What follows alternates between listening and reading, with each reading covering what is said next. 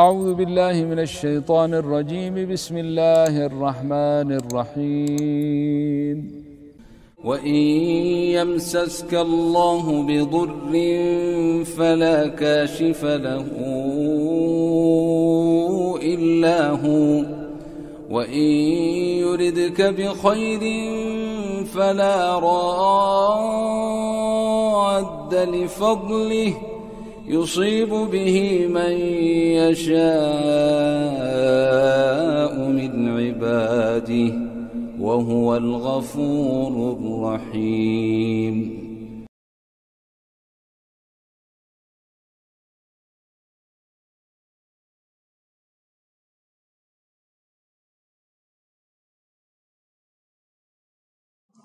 آج بد نصیبی یہ ہے امت کی کہ ہمارے نبی صلی اللہ علیہ وسلم نے فرمایا مردہ نہلانے والے کو، میری بات کو غور سے سمجھنا، جو کوئی مردے کو نہلائے اسے چاہیے کہ وہ باہر آ کر اس کا کوئی عیب نہ بتائے۔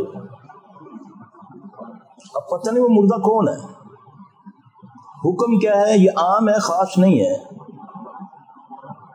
کہ کوئی بھی مردہ نہلانے والا عورت یا مرد جب باہر آئے تو کسی کو اس کے عیب نہ بتائے۔ ہماری بد نصیبی، ہم آج کتابیں پھرول پھرول کر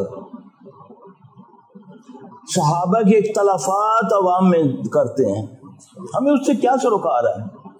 ان کا معاملہ اللہ جانے، ان کے بارے میں قرآن نے کہہ دیا رضی اللہ عنہ ورضوا عنہم، کیا ہے محمد صلی اللہ علیہ وسلم میں ان سے راضی ہو گیا، یہ مجھ سے راضی ہو گیا۔ وہ جو بیعت رضوان کر رہے تھے اس میں تعداد کتنی تھی صحابہ کی؟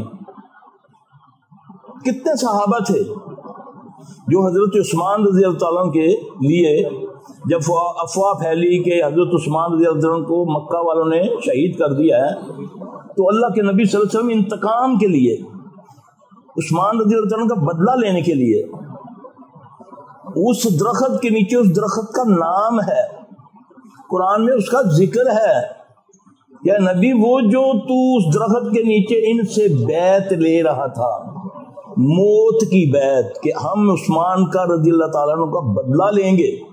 پتہ عثمان رضی اللہ عنہ کون سی ہستی ہیں؟ 2 بیٹیاں دی اللہ نے، کہ نبی نے اپنی ان کو، نبی صلی اللہ علیہ وسلم کے داماد تھے، ذوالنورین، 2 میری آنکھیں، 2 میری آنکھوں کے نور، آپ نے فرمایا، آپ فرماتے ہیں کہ اگر میری جتنی بھی بیٹیاں ہوتی، اگر وہ فوت ہوتی جاتی میں عثمان کو دیتا جاتا۔ یہ اس ہستی کے بارے میں کہہ رہا ہوں۔ تو وہاں پر جتنے صحابہ ہیں وہ نبی صلی اللہ علیہ وسلم کے ہاتھ پر بیعت کر رہے ہیں، موت کی بیعت، کہ ہم پیچھے نہیں ہٹیں گے، بدلہ لیں گے چاہے ہم شہید ہو جائیں۔ تو اللہ قرآن میں کہتا ہے، غالباً سورہ فتح میں یا توبہ میں، مجھے اب صحیح اس کا یاد نہیں ہے، اس میں اللہ کہتا ہے وہ درخت کے نیچے جو تمہارے ہاتھ پر ہاتھ رکھ کے، وہ آیت کا میں مفہوم بتا رہا ہوں، ہاں جی، ہاں رضی اللہ عنہ ورضوا، ہاں یہ سورہ آیات سکینہ کے، یہ آیات سکینہ ہے، اس میں اللہ کہہ رہا ہے کہ میں ان سے راضی ہوں۔ مجھے کیا لگے کہ آج میں بیٹھ کے امت میں ان کے اختلافات، وہ کیا وہ انسان نہیں تھے؟ کیا خاندان والے نہیں تھے؟ کیا ان کے جذبات نہیں تھے؟ کیا وہ کوئی عجیب مخلوق تھی؟ وہ انسانوں ہی میں تھے، معاملات تھے ان کے۔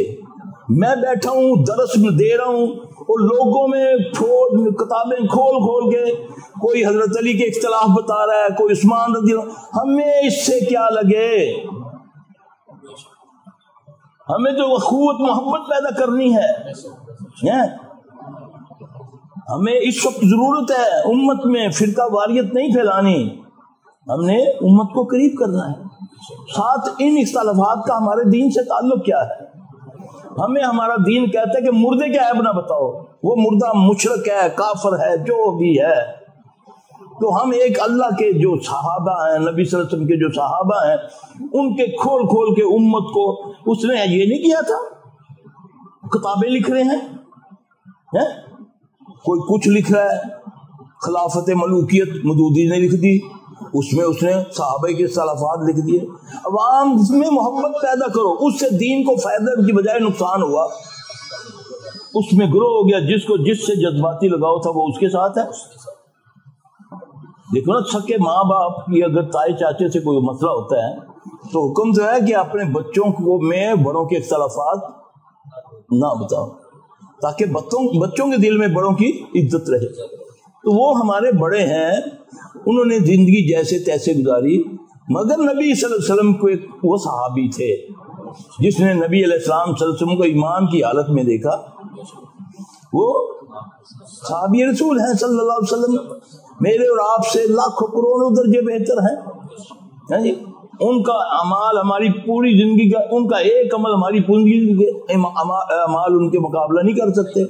لیکن کہنے کا مقصد یہ ہے میرے بھائی, اپنے دلوں میں آپ ایسے جو واعظین ہیں ان کو ٹوکیں کہ جی یہ جو آپ بیان کر رہے ہیں اس سے ہمارے دین کا تعلق کیا ہے. اس طرح تو میرے دل میں اب مجھ سے اس سے محبت ہے کوئی حضرت, حالانکہ ہمارے لیے سب برابر ہونے چاہیے. دیکھیں نا, اگر ماں باپ کا اختلاف کسی تائے چچا سے ہوتا تو میرے لیے تو وہ چچا ہی ہے نا, میرے لیے تو وہ پھوپھی ہی نا, میرے لیے تو وہ خالہ ہی ہے نا. تو مجھے تو نہیں نا دل میں کچھ رکھنا چاہیے. اگر ماں باپ کا آپس میں کوئی اختلاف ہوتا ہے تو اولاد کو چاہیے کہ وہ نیوٹرل رہے نا. ایسا ہی ہے نا کہ نہ ایک اگر جیسے ہی دوسرے پلڑے میں میری جائے گی ہمارے تو میں کیا ہوگا, ان بیلنس ہو جائے گا. ان بیلنس میں انتشار ہوتا ہے. آج المیہ یہ ہے کہ آج کے دور میں بیٹھ کر 1500 میں ایک کا درس سن رہا ہوں, وہ کھول کتابیں رکھی ہیں بڑا بڑیائی سے ایسے ایسے کر کے لوگوں کو دکھا رہا کہ میرا بہت نالج ہے. نالج ایمان نہیں ہے. میں یہ دیکھوں یہ کیا کر رہا ہوں میں, یہ فلاں, یہ مثال کے طور پہ مثال ہے, 4 فرقے ہیں بڑے, شافی, مالکی, حنبلی, حنفی, ہے نا. کیا کبھی کوئی شافی حنفی کی بات مانے گا؟ کیونکہ اس کو اس کے ساتھ جذباتی لگاؤ ہے. ہاں, اگر کوئی نیوٹرل ہو کر ان چاروں کو قرآن و حدیث پر لے آئے, پھر اللہ سے مدد مانگے کہ یا رب کیا حق ہے مجھے سمجھا دے, تو وہ تیرے دل کو جانتا ہے کہ یہ بندہ تڑپ رہا ہے کہ اللہ مجھے یہ بھی چکروں میں ڈال رہا ہے, یہ بھی چکروں میں ڈال رہا ہے, یہ بھی ڈال رہا ہے, یہ کہتا ہے یہ ہے, یہ کہتا ہے یہ ہے, تو اللہ مجھے نہیں پتا, تو مجھے بتا. تو وہ کیا کہتا ہے قرآن میں؟ وہ کہتا ہے وہ یہدی الیہ من ینیب, وہ جھوٹی بات کرتا ہے نعوذ باللہ. جو میری طرف رجوع کرتا ہے میں اسے راہ دکھاتا ہوں. میرے بھائیوں, آپس میں اختلافات نہ کرو, واللہ اس وقت تمہیں مٹا دیا جائے گا. ہوا نکل ہوئی ہے تمہاری, کوئی تمہارا پرسان حال نہیں ہے. اور ان علماء سو نے تمہیں پاس بٹھا کر نہ تمہاری اصلاح کی, نہ تمہیں کہا حرام نہ کھاؤ, نہ تمہیں کہا جھوٹ نہ بولو, نہ تمہیں یہ کہا, تمہیں یہ لگایا کہ تم وابی ہو, تم شیعہ ہو, تم بریلوی ہو, تم اہل حدیث ہو, تم یہ ہو. واللہ اس سے امت کا بیڑا غرق ہو گیا. آج ہم اس طرح, کافر کے اتنے دشمن نہیں ہیں جتنے, دل سے پوچھ کے دیکھو, جب تمہارے کسی اختلافی کسی فرقے کے اوپر کوئی وبال آتا ہے یا کوئی بھی مصیبت آتی ہے تو اپنے دل کی کیفیت دیکھو, تمہیں خوشی ہوتی ہے, چنگا آیا, اللہ اکبر کبیرہ. مسلمان ایسا ہوتا ہے.